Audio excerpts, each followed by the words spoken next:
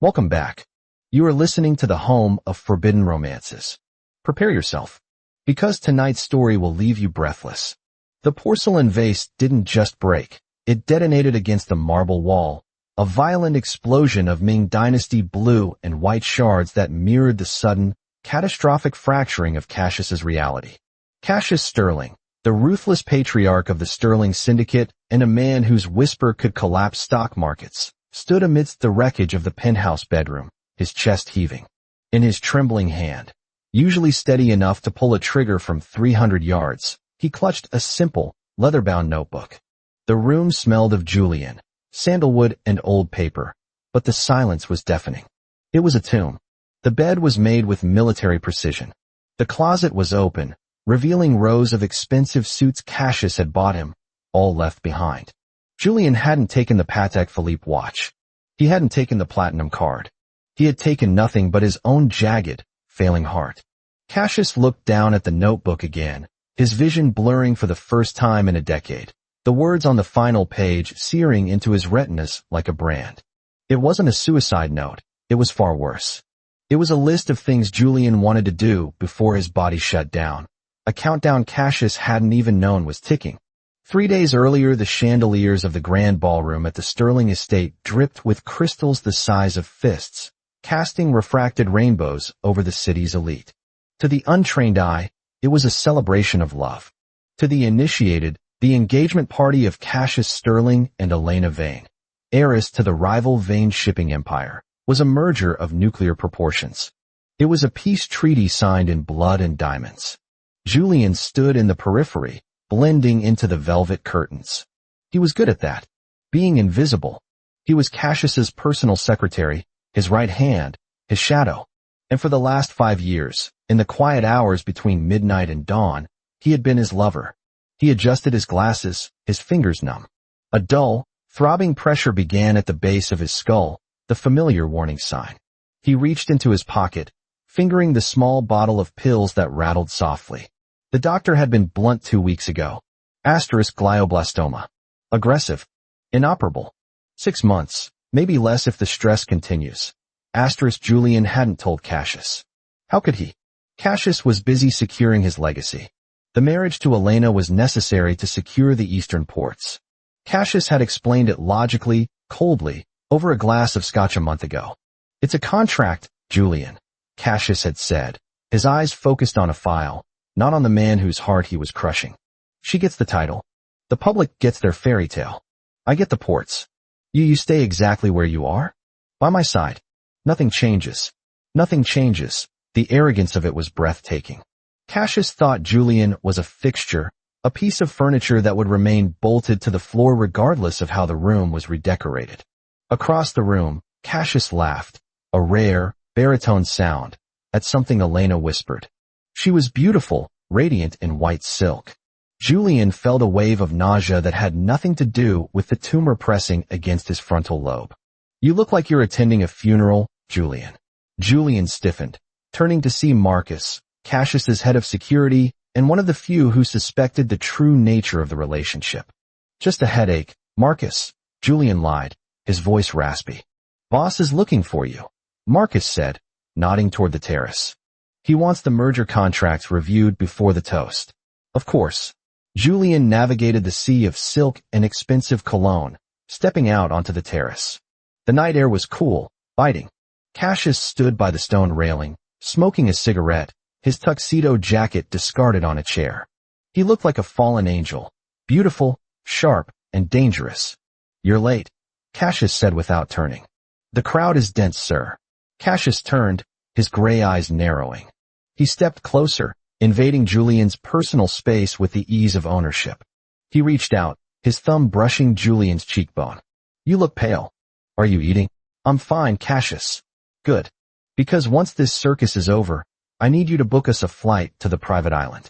Elena will stay in the city for the press. You and I need a week away. The casual cruelty of it made Julian's breath hitch. Cassius truly didn't see it.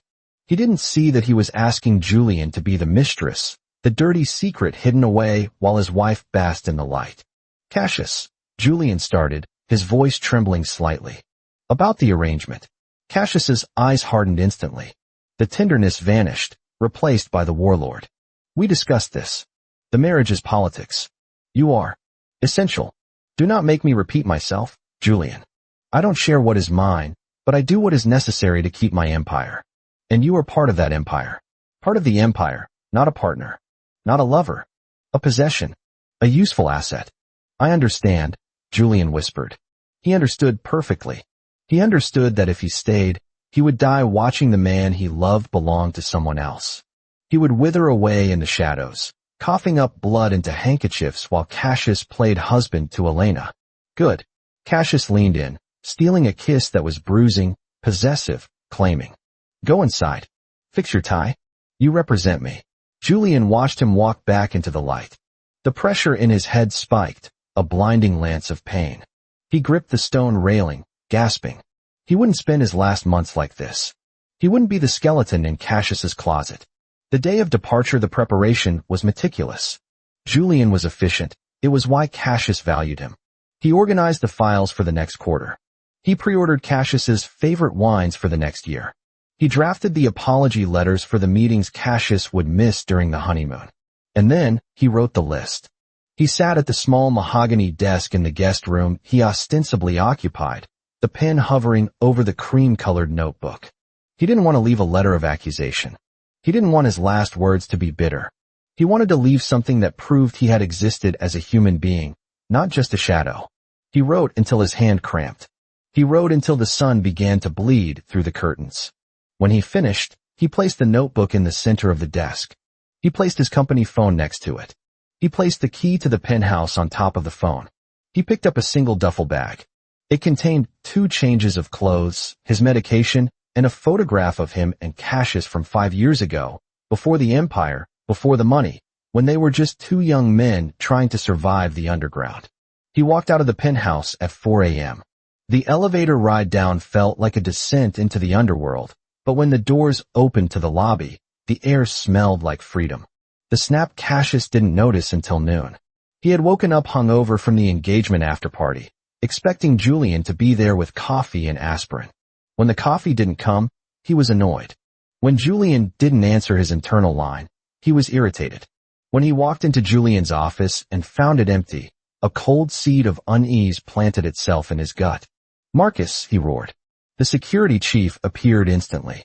"Sir, where is Julian?" I haven't seen him since last night, sir. I assumed he was with you." Cassius stormed toward the guest wing. Julian never slept in. He was up at 5 a.m., religiously. The door to Julian's room was unlocked. Cassius pushed it open. The room was pristine. Too pristine. Cassius walked to the closet. He threw the doors open. The suits were there. The shoes were there. But the personal items, the comfortable sweaters Julian wore on Sundays, the worn-out sneakers, were gone. He turned to the desk. The phone. The key. The notebook. Cassius approached the desk slowly, as if it were a bomb. He picked up the key first. The cold metal bit into his palm. This was Julian's way of resigning. A temper tantrum. He would send Marcus to find him, drag him back, and perhaps punish him with a week of silence before forgiving him. He picked up the notebook. To Cassius, the first page read, "I'm sorry I couldn't be the person who stays in the dark forever. I tried. But my time is shorter than you think, and I want to see the sun." Cassius frowned. Time is shorter. What did that mean? He turned the page. Julian's bucket list, *1. See the northern lights, *2. Eat a vanilla cone on a Tuesday afternoon without checking my work email, *3. Learn to paint, *4. Visit the grave of my parents. Cassius felt a strange tightness in his throat. These were such small things. Why hadn't Julian just asked? Cassius could have bought him the northern lights. He could have bought him an ice cream factory. He scanned down the list. *7. Stop taking the pain medication for 1 day, just to feel clear-headed, even if it hurts. Cassius froze. Pain medication? *8. Write a letter to Cassius telling him I love him, then burn it. *9. Find a place by the ocean to rest. *10. Make sure Cassius never sees the MRI scans. Make sure he never knows about the tumor. I don't want his pity. I don't want him to marry Elena thinking about my funeral. Asterisk the world stopped. The air left the room. Tumor. Cassius read the line again. And again. The word swam. Make sure he never knows. No. Cassius whispered. The word scratched his throat. No. He flipped to the next page. Asterisk 11. Die alone. So Cassius remembers me beautiful, not withering. Asterisk the vase shattered. Cassius stood amidst the blue and white shards, his breath coming in ragged gasps. A primal roar tore from his chest, a sound so full of agony and rage that Marcus, rushing into the room with his hand on his holster, froze in the doorway, terrified. Sir. Cassius turned. His eyes were red-rimmed, wild, the eyes of a wolf whose mate had been torn from its throat. Get the car, Cassius snarled, his voice dropping to a terrifying register. Get the jet. Get every man we have on the streets. Sir, the wedding rehearsal is in 2 hours. Burn the wedding. Cassius screamed, grabbing Marcus by the lapels and slamming him against the doorframe. Burn the contract. I don't care. Find him. If he leaves the city, if he gets on a plane, I will skin you alive. Find him. Who are we looking for? Marcus stammered, pale. My life, Cassius hissed, shoving him away. We are looking for my life. The chase Julian was at the train station.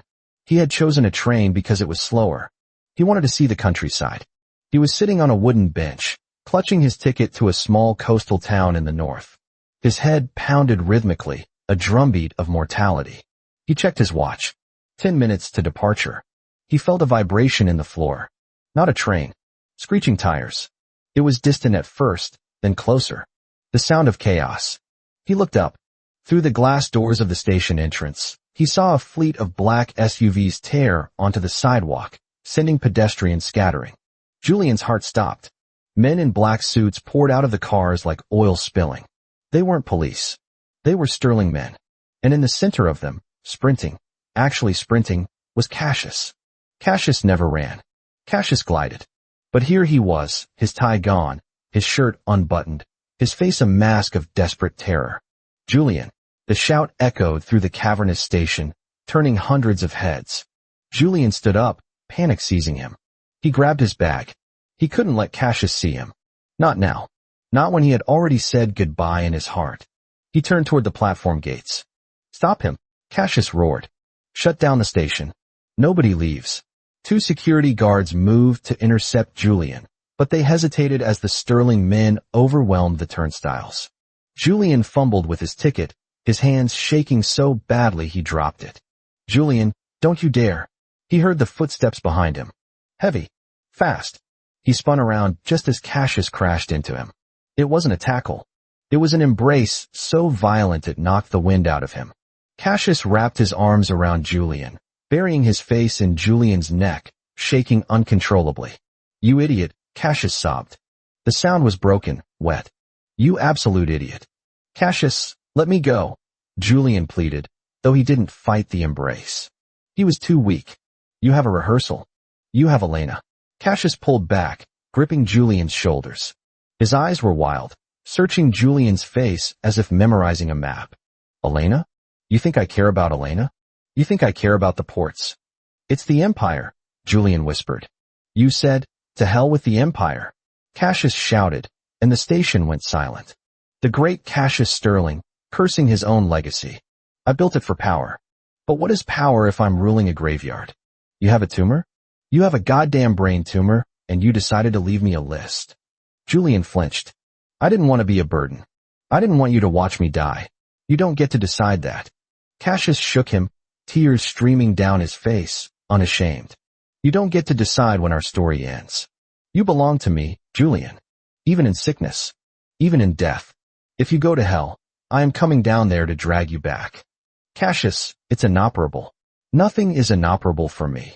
Cassius snarled, the arrogant tycoon returning, but this time fueled by love instead of greed.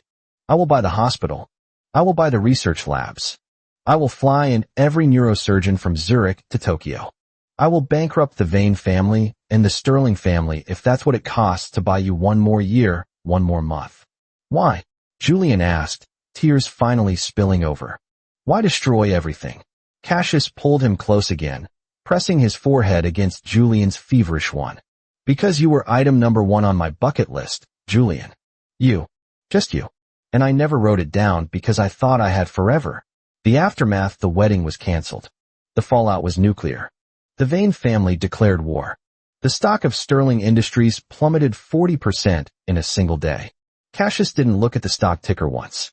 He was in a sterile room in the best neurological institute in Switzerland.